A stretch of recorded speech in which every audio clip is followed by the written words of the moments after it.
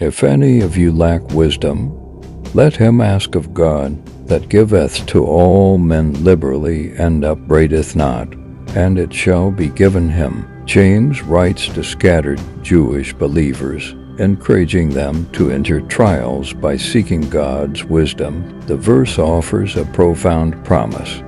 God gives wisdom freely, without rebuke, to anyone who asks in faith. This is divine insight to walk rightly, especially when facing uncertainty or suffering. This promise mirrors what Paul teaches in Ephesians 1:17, where he prays that God would give believers the spirit of wisdom and revelation in the knowledge of Him through Christ.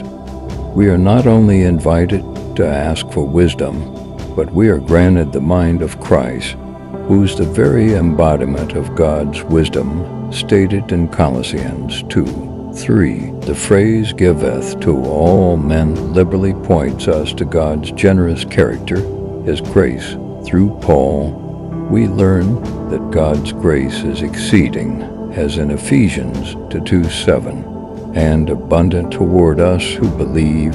Wisdom, then, is part of the spiritual inheritance given freely in Christ. What's striking is that James says God upbraideth not. He doesn't scold us for lacking understanding. Instead, He is a Father who patiently leads His children. Paul reminds in Romans 8:15, we've received the spirit of adoption, not fear, and we can boldly ask.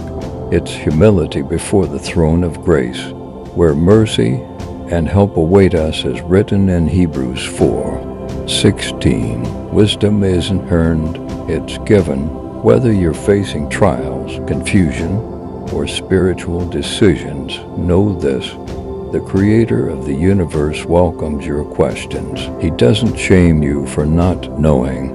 He invites you to trust Him more. Through the lens of grace, we understand that wisdom flows not just from a request, but from relationship with Christ, the source of all truth. If you're in Christ, you already have access to God's abundant wisdom.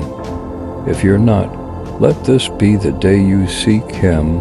The invitation to know and be known by God stands open, and through faith in Christ alone, you'll find not only wisdom, but life, peace, and purpose in Him.